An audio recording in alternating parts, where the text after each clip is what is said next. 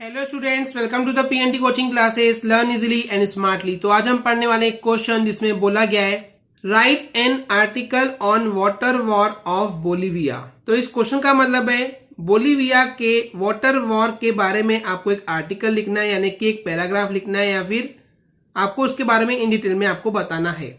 तो बोलीविया क्या है स्टूडेंट्स? एक कंट्री है अमेरिका की जहां पे लैटिन लैंग्वेज बोली जाती है, और वहां पे पानी को लेकर के एक बार वॉर हुआ था। तो वही है वाटर वॉर। क्या है?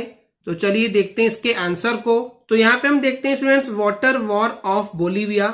तो ये अमेरिका की एक कंट्री है बोलीविया, जहां पे लैटिन लैंग्वेज बोली जाती है।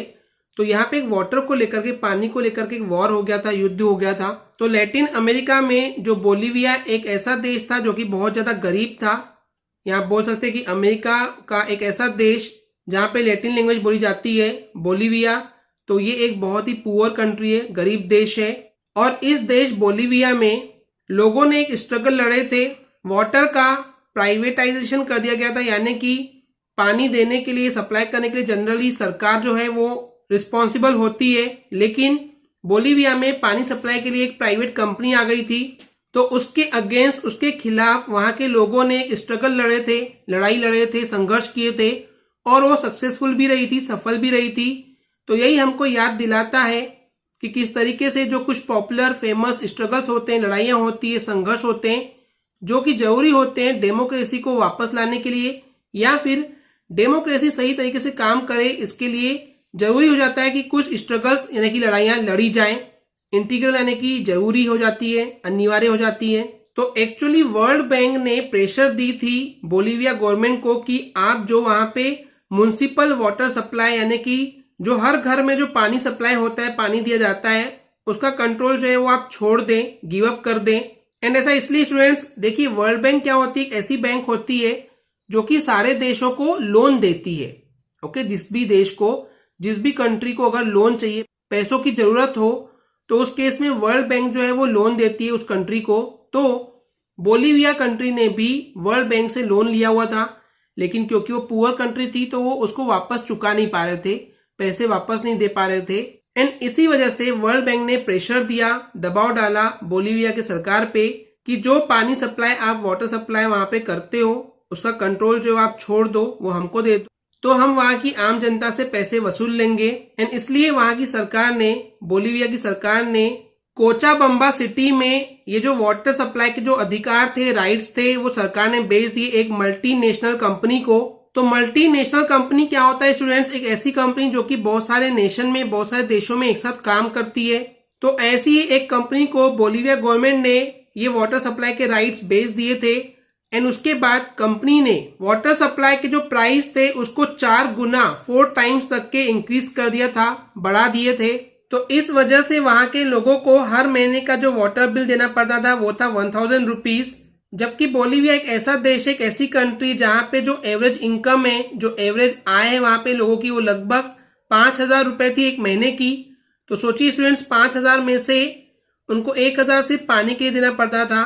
तो इस वजह से वहां पे एकदम से अचानक से एक प्रोटेस्ट यानी कि विरोध या धरना प्रदर्शन चालू हो गया। एंड जनवरी 2000 में एक नई अलायंस, एक नया गठबंधन बन गया, और ये गठबंधन था लेबर ग्रुप का, यानी कि मजदूर ग्रुप का, ह्यूमन राइट के रिप्रेजेंटेटिव जो नेता थे उनका, और कम्युनिटी लीडर्स का, यानी कि जो समुदाय थे, अलग अलग जो रीजनल कम्युनिटी थी, समुदाय थे, समाज थे, उनके जो लीडर्स थे, इनका एक अलायंस बन गया। तो वापस से बताना चाहूंगा स्टूडेंट्स, यहाँ पे लेबर के यानी कि जो मजदूर वर्ग के जो लीडर थे उनका, ह्यूमन राइट्स यानी कि मानव अधिकार के जो लीडर थे उनका, और कम्युनिटी लीडर का एक अलायंस बन गया, गठबंधन बन गया। और उन्होंने उस शहर में 4 दिन के लिए एक स्ट्राइक कर दिए। स्ट्राइक का मतलब है हड़ताल कर दिए, जो कि बहुत ही अच्छे से सक्सेसफुल रही, सफल रही। और गवर्नमेंट को आखिर एग्री करना पड़ा, मानना पड़ा बातचीत करने के लिए, और इस वजह से उस स्ट्राइक को, हड़ताल को रोक दिया गया। लेकिन उस बातचीत के बाद भी कुछ भी नहीं हुआ, कुछ निर्णय नहीं निकला, और एमएनसी जो थी, जो मल्टीनेशनल कंपनी थी, वो लगातार पानी के जो चार्जेस थे वो कलेक्ट करते रही, लेते रही वहां के लोगों से। एंड क्योंकि उसके बाद कोई भी कार्रवाई नहीं की गई अच्छे से, इस वजह से फिर से एक बार आंदोलन को, एजिटेशन यानी कि आंदोलन को स्टार्ट किया गया, लड़ाई को स्टार्ट किया गया नेक्स्ट मंथ फरवरी में। पर इस समय मल्टीनेशनल कंपनी ने पुलिस का सहारा लिए वहां के लोगों को निर्दयता से रोकने के लिए कि वो प्रोटेस्ट ना कर सके, विरोध ना कर सके, इसके लिए उन्होंने पुलिस का सहारा लिए। तो रिसोर्टेड यानी कि सहारा लेना, ब्रूटल यानी कि निर्दयता से, बेरहमी से, रिप्रेशन यानी कि दबाना या रोकना।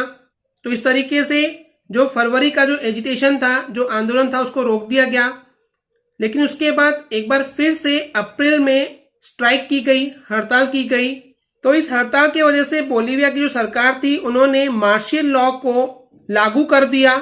तो ये मार्शियल लॉ क्या होता है स्टूडेंट्स? मार्शियल लॉ के अकॉर्डिंग सारा पावर जो है वो मिलिट्री को दे दिया जाता है। मिलिट्री पूरी वहां पे कंट्रोल करती है। तो क्योंकि वहां के लोग जो है प्रोटेस्ट कर रहे थे तो मिलिट्री उनको फिर से मारना शुरू कर दिए। लेकिन इस बार मिलिट्री या पुलिस कुछ भी नहीं कर पाई। लोगों का जो पावर था, उनके पावर के सामने उस एमएनसी के अधिकारियों को मजबूरी में उस सिटी को छोड़ करके भागना पड़ा, क्योंकि लोग वहां पे बहुत ज्यादा गुस्से में आ गए थे। तो अपनी जान बचाने के लिए उस एमएनसी के मल्टीनेशनल कंपनी के जो ऑफिशियल्स थे, अधिकारी थे, वो उस सिटी को छोड़ करके भाग गए। फ्ली यानी कि भाग जाना। एंड ये इसलिए पॉसिबल हुआ क्योंकि सब लोग वहां पे एक साथ हो गए थे, तो लोगों के पास पावर आ गया था। एंड इसके बाद गवर्नमेंट को यानी कि सरकार को उन प्रोटेस्टर की, लोगों की जो डिमांड्स थी, जो मांगे थी, उन सभी को मानना पड़ा। कॉन्सिड यानी कि मानना। एंड उसके बाद जो कॉन्ट्रैक्ट था सरकार का एमएनसी के साथ, उसको कैंसिल किया गया।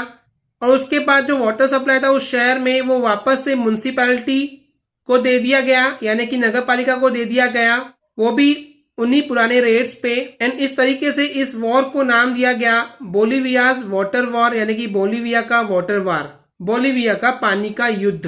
ओके स्टूडेंट्स, क्लियर है? आई होप स्टूडेंट्स आपको ये क्लियर हो गया होगा। अगर आपको हमारी वीडियो से कुछ भी सीखने मिला या नॉलेज मिला तो प्लीज हमारे चैनल को सब्सक्राइब कीजिए एंड वीडियो को लाइक जरूर करें। आज के लिए इतना ही। Thank you.